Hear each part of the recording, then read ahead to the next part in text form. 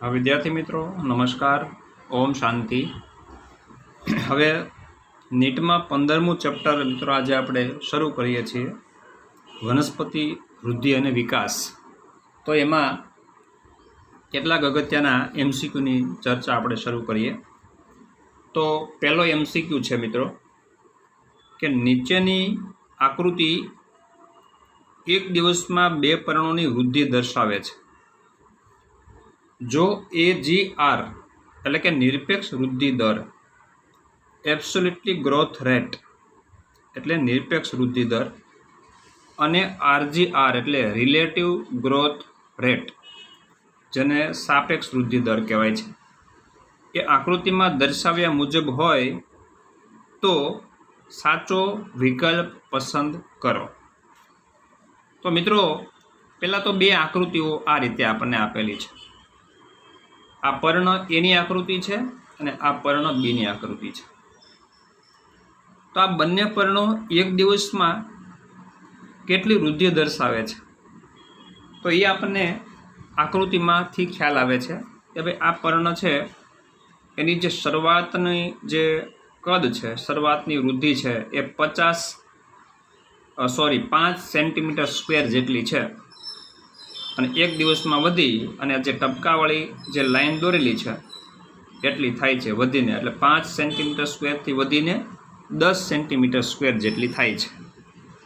અને પર્ણ બી છે એની શરૂઆતની જે વૃદ્ધિ છે એ 50 સેન્ટીમીટર સ્ક્વેર છે, અને એમાંથી વૃદ્ધિ પામી અને 55 સેન્ટીમીટર સ્ક્વેર જેટલી થાય છે। તો આ આકૃતિમાં આપણને કન્ડિશન આપેલી છે, બરાબર। તો એક દિવસમાં 2 પર્ણની વૃદ્ધિ દર્શાવે છે AGR એટલે નિરપેક્ષ વૃદ્ધિ। તો હવે આપણે બંનેની નિરપેક્ષ વૃદ્ધિ અને બંનેની સાપેક્ષ વૃદ્ધિ દર છે એ આપણે ગણતરી કરવી છે, બરાબર છે। તો નિરપેક્ષ વૃદ્ધિ એટલે શું? તો આપણને ખબર છે કે ભાઈ કોઈ પણ ચોક્કસ સમયમાં જે કુલ વૃદ્ધિ થાય એને નિરપેક્ષ વૃદ્ધિ કહેવાય, બરાબર। અથવા તો પ્રતિ એકમ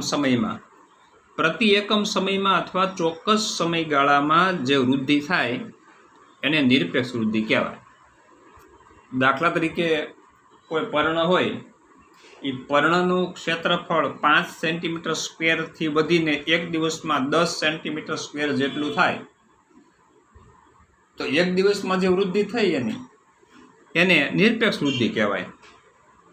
એક વનસ્પતિનું મૂળની લંબાઈ એક દિવસની અંદર 5 સેન્ટીમીટર જેટલી વધે છે લંબાઈ, તો એની નિરપેક્ષ વૃદ્ધિ છે 5 સેન્ટીમીટર જેટલી થઈ કહેવાય, બરાબર। તો પહેલાં આપણે પર્ણ એ માટે ગણીએ છીએ, બરાબર, કે કુલ કેટલી વૃદ્ધિ થાય છે એ નિરપેક્ષ વૃદ્ધિ, અને રિલેટિવ ગ્રોથ રેટ એટલે સાપેક્ષ વૃદ્ધિ, એટલે કે જે શરૂઆતની જે વૃદ્ધિ છે એની કમ્પેરિઝનમાં કેટલી વૃદ્ધિ વધે છે એને સાપેક્ષ વૃદ્ધિ કહેવાય। તો પર્ણ એ માટે આપણે અહીંયા ગણતરી કરીએ મિત્રો કે પર્ણ એ માટે AGR, તો AGR એટલે આપણે નિરપેક્ષ વૃદ્ધિ ગણવી છે। તો નિરપેક્ષ વૃદ્ધિ સીધી રીતે ગણી શકાય, કઈ રીતે? તો કે અંતિમ વૃદ્ધિ માઇનસ પ્રારંભિક વૃદ્ધિ।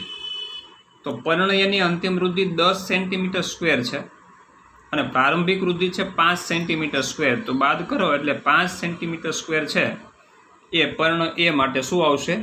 AGR આવશે, રાઈટ। હવે આ તો એક સર્વસામાન્ય વાત થઈ કે ભાઈ અંતિમ વૃદ્ધિમાંથી પ્રારંભિક બાદ કરી ગયો એટલે કેટલી વૃદ્ધિ થઈ એ આપણને જાણવા મળે, બહુ સીધી વાત છે। હવે રિલેટિવ ગ્રોથ રેટ આપણે ગણતરીમાં લેવો છે। તો RGR ઇઝ ઇક્વલ ટુ આપેલ સમયમાં થતી વૃદ્ધિ છેદમાં પ્રારંભિક વૃદ્ધિ અને એને ગુણ્યા 100, કારણ કે રિલેટિવ ગ્રોથ રેટ એ કેટલા ટકા છે? ટકામાં મપાય છે। આ સૂત્ર મિત્રો આપણી NCERT ટેક્સ્ટબુકમાં નથી, એટલે આ સૂત્ર એક યાદ રાખવાનું રહેશે। તો આપેલ સમયમાં થતી વૃદ્ધિ, કેટલી વૃદ્ધિ થઈ? તો કે 5 સેન્ટીમીટર સ્ક્વેર જેટલી, તો 5, બરાબર। પ્રારંભિક વૃદ્ધિ, તો પ્રારંભિક વૃદ્ધિ પર્ણ એની કેટલી છે મિત્રો? પ્રારંભિક વૃદ્ધિ કેટલી હતી? 5 સેન્ટીમીટર સ્ક્વેર જેટલી, બરાબર છે. તો સીધી વાત છે, 5/5 ગુણ્યા 100 એટલે 100% વૃદ્ધિ થઈ. RGR પર્ણ એ માટે રિલેટિવ ગ્રોથ રેટનું મૂલ્ય શું આવ્યું મિત્રો? 100%. ચાલો હવે એવી રીતે પર્ણ બી છે. હવે પર્ણ બીની પહેલાં આપણે નિરપેક્ષ વૃદ્ધિ ગણવી છે, તો અંતિમ માઇનસ પ્રારંભિક કરીશું. એટલે પ્રારંભિક કેટલી છે? 50 સેન્ટીમીટર સ્ક્વેર. અંતિમ છે એ 55 સેન્ટીમીટર સ્ક્વેર છે. એટલે સીધી વાત છે, એમાંય તે વૃદ્ધિ, બરાબર છે. એજીઆરનું મૂલ્ય 5 સેન્ટીમીટર સ્ક્વેર આવશે. એટલે સીધું લખી દીધું છે પર્ણ બી માટે એજીઆર એટલે કે 50 માઇનસ, બરાબર, sorry 55 centimetre square minus 50 centimetre square બરાબર 5 સેન્ટીમીટર સ્ક્વેર. ચાલો હવે આરજીઆરનું મૂલ્ય ગણવું છે, બરાબર. તો આપેલ સમયમાં કેટલી વૃદ્ધિ થઈ? તો કે 5 જ થઈ ને, બરાબર. શરૂઆતમાં 50 હતી, 55 થઈ, તો વૃદ્ધિ કેટલી થઈ? 5 સેન્ટીમીટર સ્ક્વેર. ચાલો છેદમાં પ્રારંભિક વૃદ્ધિ, તો પ્રારંભિક વૃદ્ધિ કેટલી હતી? 50, બરાબર, ગુણ્યા 100 બરાબર 10%. તો 10% છે એ બીજા પર્ણ બી માટેની આરજીઆર એટલે કે સાપેક્ષ વૃદ્ધિ દરની વાત થઈ. તો મિત્રો આપણે કીધું હતું સાચો વિકલ્પ કયો પસંદ કર્યો, પણ આપણે વિકલ્પ પસંદ નથી કર્યો, મતલબ વિકલ્પો અહીંયા લખેલા નથી, બરાબર. આપણે સીધી ગણતરી કરી દીધી. હવે તમને આ ટાઈપનો કોઈ પ્રશ્ન પૂછાય કે ભાઈ સાપેક્ષ વૃદ્ધિ દર અને નિરપેક્ષ વૃદ્ધિ દર કેટલો હોય, તો આ રીતે એની કેલ્ક્યુલેશન કરી અને તમે જવાબ સાચો મેળવી શકો છો. ઓકે, બીજો એવો જ MCQ છે, બરાબર. એક પ્રાથમિક મૂળ 1 અઠવાડિયામાં વૃદ્ધિ પામીને 5 સેન્ટીમીટરથી 19 સેન્ટીમીટર જેટલું લાંબુ થાય છે. એટલે શરૂઆતમાં એની લંબાઈ 5 સેન્ટીમીટર હતી અને 19 સેન્ટીમીટર જેટલું લાંબુ થાય છે. તો તેનો AGR અને RGRની ગણતરી કરો, બરાબર છે મિત્રો. તો હવે આપણને ખ્યાલ છે સીધો, તો તમારા મગજમાં એક બાબત તો આવી જ ગઈ છે કે ભાઈ નિરપેક્ષ વૃદ્ધિ ગણવી હોય એટલે અંતિમ વૃદ્ધિ માઇનસ પ્રારંભિક વૃદ્ધિ. સૂત્ર મૂકી દો, AGR અંતિમ વૃદ્ધિ માઇનસ પ્રારંભિક વૃદ્ધિ. તો અંતિમ વૃદ્ધિ અહીંયા કેટલી છે મિત્રો? 19 સેન્ટીમીટર. પ્રારંભિક વૃદ્ધિ કેટલી છે? 5 સેન્ટીમીટર. એટલે 19 માઇનસ 5 14 સેન્ટીમીટર. તો એક જવાબ તો આપને મળી ગયો, બરાબર, રાઈટ. હવે હા, તો AGR 19 centimetre minus 5 centimetre 14 centimetre, બરાબર છે. રિલેટિવ ગ્રોથ રેટ ચાલો કેટલી વૃદ્ધિ થઈ આપેલ એકમ સમયમાં? 14 સેન્ટીમીટર છેદમાં પ્રારંભિક મૂળની પ્રારંભિક લંબાઈ કેટલી હતી? 5, એને ગુણ્યા 100 બરાબર. ઓકે, તો આનો ગુણાકાર કરશો તમે એટલે 280, બરાબર છે. 280% આવશે. 280% જેટલી વૃદ્ધિ થઈ ગણાય. ચાલો હવે આગળના ત્રીજા MCQ ઉપર આપણે જઈએ મિત્રો. તો આપણા ટેક્સ્ટબુકની અંદર એક આકૃતિ આપેલી છે આ ટાઈપની મિત્રો. એનું વર્ણન કે વિગતવાર, બરાબર છે, કોઈ સિલેબસમાં નથી, પણ આ પ્રશ્ન નીટમાં પૂછાયેલો છે, અગત્યનો છે, સમજવા જેવો છે, બહુ ધ્યાનથી સમજજો. એવેનો વક્ર કસોટી કયા અંતઃસ્ત્રાવની પ્રવૃત્તિનું પરીક્ષણ કરે છે? તો જે એવેનો વક્ર કહેવાય છે મિત્રો, એ એક પરીક્ષણ છે, કસોટી છે, એક અંતઃસ્ત્રાવી કસોટી છે, જે આપણે સમજીએ કે ભાઈ કયા અંતઃસ્ત્રાવની પ્રવૃત્તિનું પરીક્ષણ કરે છે. તો ઓપ્શન આપણી પાસે 4 છે: ઓક્ઝિન, સાઇટોકાઇનિન, જિબ્રેલિન અને ઇથિલિન. તો એવેનો વક્ર જે કસોટી છે મિત્રો, ઓક્ઝિનના પ્રવૃત્તિનું પરીક્ષણ કરવા માટેની કસોટી છે.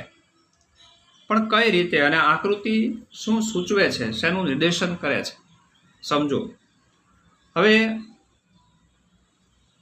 એવેનો વક્ર જે કસોટી છે એના દ્વારા જે ભ્રૂણાગ્રનો ભાગ છે, બરાબર, એ સૂર્યપ્રકાશની દિશામાં વળે છે. રેડી? ભ્રૂણાગ્ર જે પ્રવાહાગ્રનો ભાગ છે એ સૂર્યપ્રકાશની દિશામાં વળે છે. તો આવું શા માટે થાય છે? તો આવું થવા પાછળનું કારણ શું છે? તો મિત્રો સમજો, અહીંયા આ પ્રયોગ FW વેન્ટ નામના વૈજ્ઞાનિક દ્વારા જવના બીજાંકુરણમાં શોધ થયેલી, બરાબર છે. તો આ પ્રકાર છે, પ્રકારનો અગ્રભાગ, અને આ જે એરો છે એ પ્રકાશની દિશાનું સૂચન કરે છે. તો આપણને એટલી ખબર છે મિત્રો કે ભાઈ ઓક્સિન છે એ પ્રકાશાનું વર્તન ક્રિયા દર્શાવે.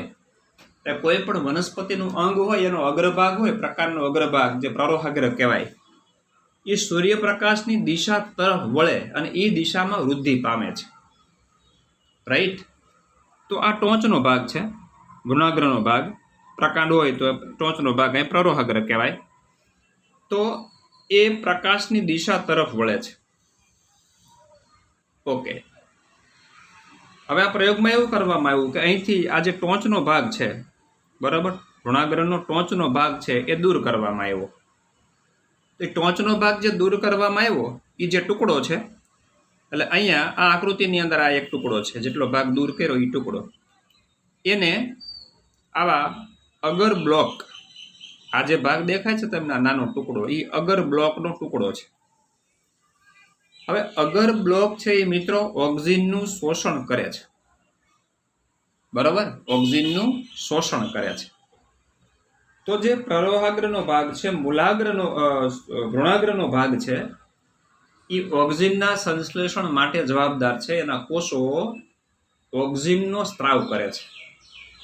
એટલે ટોચથી કાપેલો ટુકડો હોય એની અંદર ઓક્સિન હોય, અને એ ઓક્સિનનું શોષણ કોણ કરે છે? આ અગરનો બ્લોક એ ઓક્સિનનું શોષણ કરે છે, બરાબર.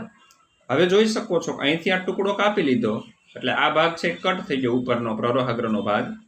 એટલે હવે આ ખાલી જે પ્રકાંડ છે એ પ્રકાશાનું વર્તન દર્શાવતું નથી, કારણ કે સીધું છે, સ્ટ્રેટ છે. રાઈટ? હવે ત્રીજી આકૃતિમાં શું દર્શાવે છે કે આ અગરનો બ્લોક છે એ આમાંથી ઓક્સિનનું શોષણ કરે. હવે અગરનો બ્લોક છે એનો ટુકડો કાપી અને આ ટોચ ઉપર મૂકી દેવામાં આવ્યું, બરાબર છે. અને પછી અવલોકન કરવામાં આવ્યું કે હવે આ પ્રકાંડ છે, જોઈ શકો છો મિત્રો, પ્રકાશાનું વર્તન દર્શાવે છે, પ્રકાશાનું વર્તન દર્શાવે છે. રાઈટ? તો એનો મતલબ શું થયો કે ઓક્સિન છે એ પ્રકાશાનું વર્તન માટે જવાબદાર છે. તો આ સમગ્ર આકૃતિ શું કહેવા માંગે છે? એવેનો વક્ર કસોટી ઓક્સિનના અંતઃસ્ત્રાવની પરીક્ષણ કરવા માટેની કસોટી છે. તો આપણો જવાબ થશે ઓક્સિન. હવે નીચે લખ્યું છે વર્ણન મિત્રો કે એવેનો વક્ર નામની કસોટી, આ એવેનો વક્ર એ કસોટીનું નામ છે, દ્વારા ભ્રૂણાગ્ર સૂર્યપ્રકાશની દિશામાં વળે છે. એટલે કે પ્રકાશાનું વર્તન દર્શાવે છે. તેની શોધ FW વેન્ટ નામના વૈજ્ઞાનિકે જવના બીજાંકુરણમાં કરેલી છે. આ માટે આ વૈજ્ઞાનિકે કાપેલા ભ્રૂણાગ્રને અગરના બ્લોકમાં રાખેલો, અને અગરનો બ્લોક ઓક્સિનનું શોષણ કરી શકે છે, બરાબર, ઓક્સિનનું શોષણ કરી શકે છે. ચાલો, ઓકે મિત્રો, આગળ પછીનો MCQ છે મિત્રો, નીચેનામાંથી ખોટું વાક્ય પસંદ કરો. તો જો પહેલું વાક્ય છે પ્રતિ એકમ સમયમાં થતા વૃદ્ધિના વધારાને વૃદ્ધિ દર કહેવાય છે. તો રાઈટ છે મિત્રો, વ્યાખ્યા છે, વૃદ્ધિ દરની વ્યાખ્યા છે, પ્રતિ એકમ સમયમાં થતા વૃદ્ધિને વધારાને વૃદ્ધિનો દર કહેવાય છે. તો આ વિધાન ખરું છે. પછી એસ વક્ર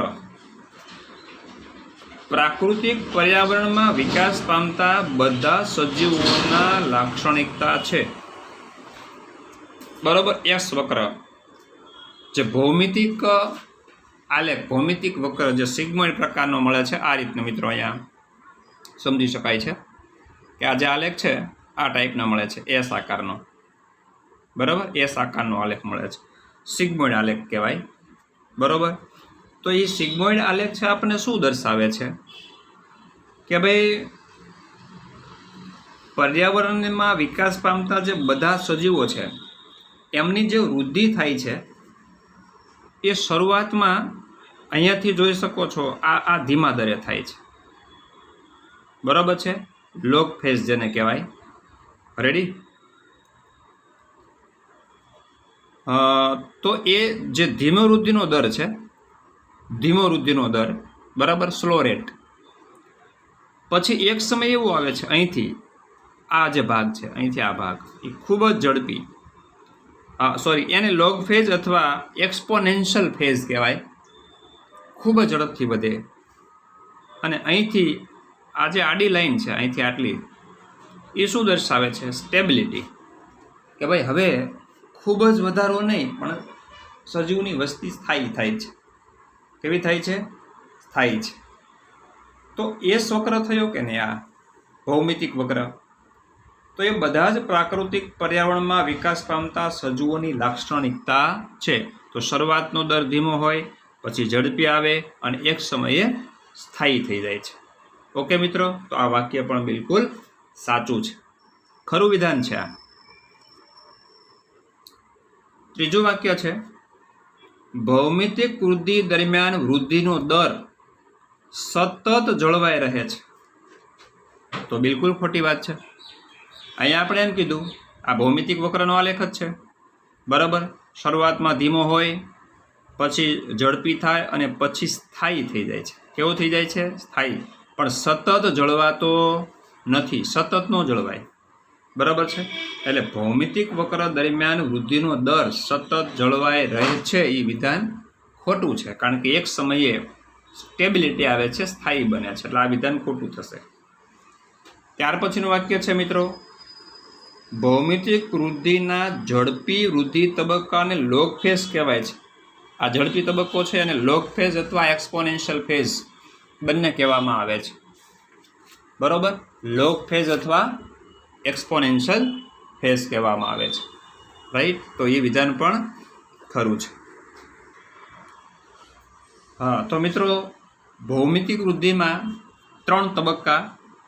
સૌથી પહેલાં જે ધીમો તબક્કો આવે છે, આ જે સૌથી પહેલાંનો જે ધીમો તબક્કો છે મિત્રો, બરાબર છે, અને લેગ ફેઝ તરીકે ઓળખવામાં આવે છે.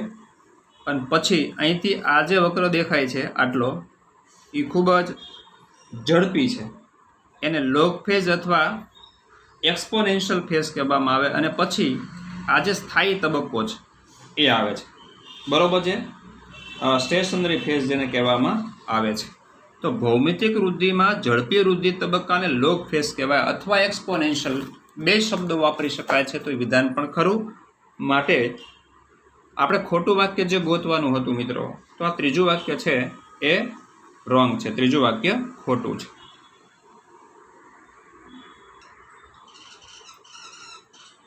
હા મિત્રો, આપણે નેક્સ્ટ MCQ ઉપર જઈએ. તો પછીનો પ્રશ્ન છે, અહીં વનસ્પતિ વૃદ્ધિ પ્રેરક અને વનસ્પતિ વૃદ્ધિ અવરોધક અંતઃસ્ત્રાવના કાર્ય આપેલા છે. સાચું વિકલ્પ પસંદ કરો. તો અહીંયા મિત્રો કેટલાક કાર્યો આપ્યા છે આ બધા, એટલે 11 કાર્યો આપ્યા છે. એમાંથી કેટલાક વૃદ્ધિ પ્રેરક અંતઃસ્ત્રાવના છે અને કેટલાક વૃદ્ધિ અવરોધક અંતઃસ્ત્રાવના છે. તો કેટલાક કાર્યો એવા પણ હશે જે વૃદ્ધિ અવરોધક અંતઃસ્ત્રાવ અને વૃદ્ધિ પ્રેરક અંતઃસ્ત્રાવ 2 દ્વારા થતા હોય છે. તો આપણે મિત્રો સારી રીતે જાણીએ છીએ કે વનસ્પતિજન્ય અંતઃસ્ત્રાવો છે, જેને પ્લાન્ટ ગ્રોથ રેગ્યુલેટર્સ કહેવામાં આવે છે, વૃદ્ધિ પ્રેરક અંતઃસ્ત્રાવો અને વૃદ્ધિ અવરોધક, આવા 2 પ્રકારના અંતઃસ્ત્રાવો છે. બરાબર. તો વનસ્પતિજન્ય અંતઃસ્ત્રાવોમાં વૃદ્ધિ પ્રેરક અંતઃસ્ત્રાવો મિત્રો 3 છે. બરાબર છે. ઓક્ઝિન, સાઇટોકાઇનિન અને જિબ્રેલિન. આ 3 છે વૃદ્ધિ પ્રેરક અંતઃસ્ત્રાવ છે. એબ્સિસિક એસિડ અને ઇથિલિન આ બંને વૃદ્ધિ અવરોધક અંતઃસ્ત્રાવ તરીકેના કાર્યો કરે છે. મિત્રો, આપણને એ પણ ખબર છે કે ભાઈ ઇથિલિન છે એ વાયુમય અંતઃસ્ત્રાવ છે અને એ કેટલાક વૃદ્ધિ પ્રેરક અને વૃદ્ધિ અવરોધક તરીકે પણ કાર્ય કરે છે. તો અહીંયા જે 11 કાર્યો આપ્યા છે મિત્રો, કોષ વિભાજન, કોષ વિસ્તરણ, નિર્માણની રીત. તો કોષ વિભાજનની ક્રિયા એટલે શું આપણને ખબર છે, કોષ એકમાંથી 2 થવાની ક્રિયાને કોષ વિભાજન કહેવાય. કોષ વિસ્તરણ, વૃદ્ધિ પામી મોટો બને, બરાબર. પછી નિર્માણની રીત એટલે કોઈ પર્ણના કોષોમાંથી પર્ણરંધ્રનું નિર્માણ થવું અથવા કોઈ ચોક્કસ કોષોમાંથી, બરાબર, કોઈ વનસ્પતિના ભાગો બનવા, એ નિર્માણની ક્રિયા કહેવાય. પછી આવર્તનીય વૃદ્ધિ. આવર્તનીય વૃદ્ધિ એટલે મિત્રો આપણને ખ્યાલ છે, હમણાં જ આપણે જે એવેનો પ્રયોગ કસોટી જોઈ, બરાબર છે. તો એ શું દર્શાવે છે કે ભાઈ પ્રકાંડની વૃદ્ધિ છે ધન પ્રકાશાનુવર્તી દિશામાં થાય છે. રેડી? કોઈ પણ વનસ્પતિનું પ્રકાંડ છે ઉર્ધ્વ દિશામાં વૃદ્ધિ પામે એટલે એને ધન પ્રકાશાનુવર્તી વૃદ્ધિ કહેવાય. મૂળ છે કે જમીનની અંદર વૃદ્ધિ પામે અને ઋણ પ્રકાશાનુવર્તી દિશામાં વૃદ્ધિ કહેવાય છે. અથવા એમ પણ કહી શકાય કે પ્રકાંડની વૃદ્ધિ ધન પ્રકાશાનુવર્તી, ઋણ ભૂઆવર્તી અને ઋણ જલાનુવર્તી દિશામાં થાય, જ્યારે મૂળની વૃદ્ધિ ઋણ પ્રકાશાનુવર્તી, ધન જલાનુવર્તી અને ધન ભૂવર્તી દિશામાં થાય છે. રાઈટ? તો એ આવર્તનીય વૃદ્ધિ કહેવાય. પછી પુષ્પ સર્જનની ક્રિયા, ફળ નિર્માણ અને બીજ નિર્માણની ક્રિયા, બીજાંકુરણની ક્રિયા, ઘા રૂઝવવાની ક્રિયા, અજૈવિક તાણ, અજૈવિક પરિબળોની સામે તાણ, પાણી, પ્રકાશ, તાપમાન, ક્ષાર વગેરે, સુષુપ્તતા અને પતન. તો મિત્રો, આ અંતઃસ્ત્રાવોના 11 કાર્યો આપ્યા છે. હવે એને અનુલક્ષીને, બરાબર છે, આમાંથી સાચો વિકલ્પ પસંદ કરવાનો છે. બરાબર છે? અહીંયા 4 વિકલ્પ આપ્યા છે અને એવું કહેવા માગે છે કે ભાઈ વૃદ્ધિ પ્રેરક અંતઃસ્ત્રાવનું કાર્ય તો 1, 2, 7 અને 9 આટલા છે વૃદ્ધિ પ્રેરક અંતઃસ્ત્રાવના કાર્યો છે. બરાબર છે? તો સીધા આપણે રાઈટ આન્સર ઉપર જતા રહીએ એટલે બાકીના રોંગ આન્સર ઓટોમેટિક ખ્યાલ આવી જશે. જે ચેન્નઈ સી આન્સર છે એમાં વૃદ્ધિ પ્રેરક અંતઃસ્ત્રાવના કાર્યમાં લખ્યું છે 1, 2, 3, 4, 5, 6 અને 7. એટલે 1 થી 7 કાર્યો છે ને એ બધા જ વૃદ્ધિ પ્રેરક અંતઃસ્ત્રાવના છે. તો આપણે ચેક કરીએ કે વૃદ્ધિ પ્રેરક અંતઃસ્ત્રાવ તો ક્યાં ક્યાં?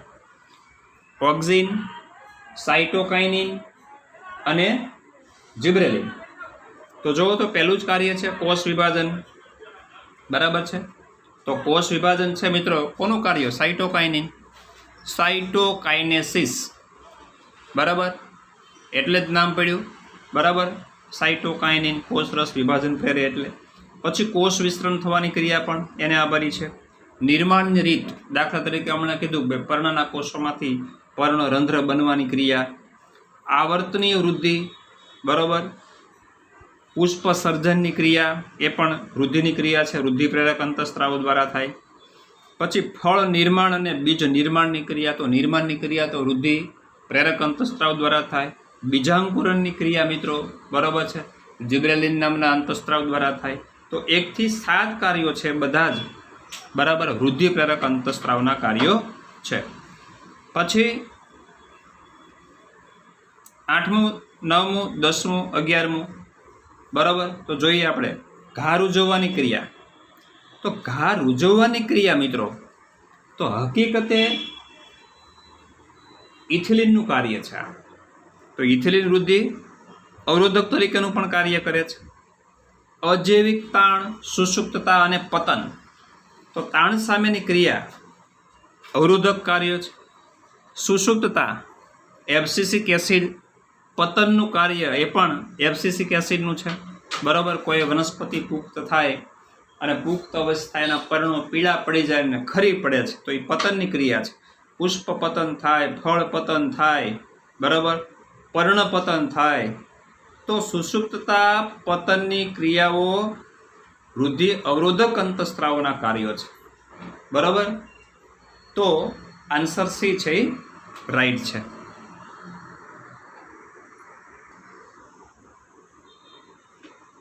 ત્યાર પછી એનો MCQ છે મિત્રો કે નીચેના વાક્યો વાંચો અને તેમાંથી ખોટા વાક્યો શોધો. ખોટો વિકલ્પ છે એ આપણે શોધવાનો છે. બરાબર છે. મલ્ટિપલ ઓપ્શન છે. તો એમાં કેટલાક વાક્યો આપ્યા છે. તો પહેલાં આપણે બધા વાક્યો એક પછી એક વાંચતા જઈએ અને એમાંથી ખોટો ઓપ્શન કયો છે એની ચર્ચા કરીએ. તો એમાં જોઈએ પહેલું વાક્ય છે સાઇટોકાઇનિન પ્રાથમિક રીતે કોષ વિભાજન સાથે સંકળાયેલો છે. તો સાઇટોકાઇનિન, કોષ વિભાજન એટલે મિત્રો સાઇટોકાઇનેસિસ, કોષ વિભાજન. તો કોષ વિભાજનની ક્રિયા કરે છે એ અંતઃસ્ત્રાવ એટલે જ તેનું નામ સાઇટોકાઇનિન પડ્યું છે. રાઈટ. તો સાઇટોકાઇનિન અંતઃસ્ત્રાવ એ કોષ વિભાજન સાથે સંકળાયેલો છે. બિલકુલ સાચું વાક્ય છે. એટલે પહેલું વિધાન ખરું. બીજું C2H4. C2H4 માના ઇથિલિન કે જે વાયુમય અંતઃસ્ત્રાવ છે, વૃદ્ધિ અવરોધક અંતઃસ્ત્રાવ છે. બીજ અને કલિકાની સુષુપ્તતાને તોડે છે. રાઈટ. બીજ અને કલિકાની સુષુપ્તતાને તોડે છે. તો એ પણ રાઈટ આન્સર છે. બરોબર. સુષુપ્તતા તોડવાનું કાર્ય છે. બરોબર. ઇથિલિનનું છે. પછી ABA એટલે એબ્સિસિક એસિડ, વાયુરંધ્ર ખુલવાની ક્રિયા ઉત્તેજે. તો મિત્રો એબ્સિસિક એસિડ છે એ વૃદ્ધિ અવરોધક અંતઃસ્ત્રાવ છે. જ્યારે વનસ્પતિને જલતાણ જેવી પરિસ્થિતિનું નિર્માણ થાય એ સમયે બાષ્પોત્સર્જનનો દર ઘટાડવો પડે છે અને એના માટે વાયુરંધ્રો બંધ કરવા પડે છે. અને વાયુરંધ્ર બંધ થવા માટે એબ્સિસિક એસિડ જવાબદાર છે, નહીં કે ખુલવાની ક્રિયા માટે. એટલે આ વિધાન ખોટું છે. તો એબ્સિસિક એસિડ વાયુરંધ્ર ખુલવાની ક્રિયા ઉત્તેજે છે. વિધાન ખોટું છે.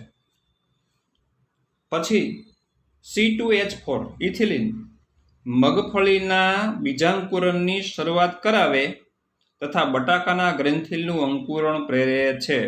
બરાબર છે. તો એ પણ સાચું વાક્ય છે.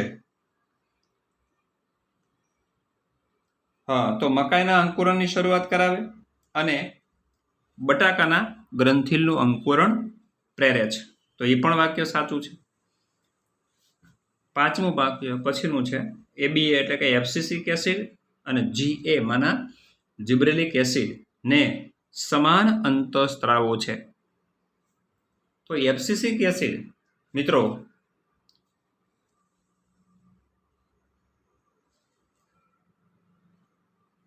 ABA એબ્સિસિક એસિડ અને જિબ્રેલિક એસિડ. તો જિબ્રેલિક એસિડ છે મિત્રો એ તો બીજાંકુરણની ક્રિયા માટે જવાબદાર છે અને વૃદ્ધિ પ્રેરક અંતઃસ્ત્રાવ છે. ટૂંકમાં કેવો અંતઃસ્ત્રાવ છે? વૃદ્ધિ પ્રેરક. અને એબ્સિસિક એસિડ છે એ વૃદ્ધિ અવરોધક અંતઃસ્ત્રાવ છે. તો બંને એકબીજાના વિરુદ્ધ અંતઃસ્ત્રાવ થયા. રેડી. સુષુપ્તતા માટે જવાબદાર છે. કોઈ બીજનું અંકુરણ નથી થવા દેવું.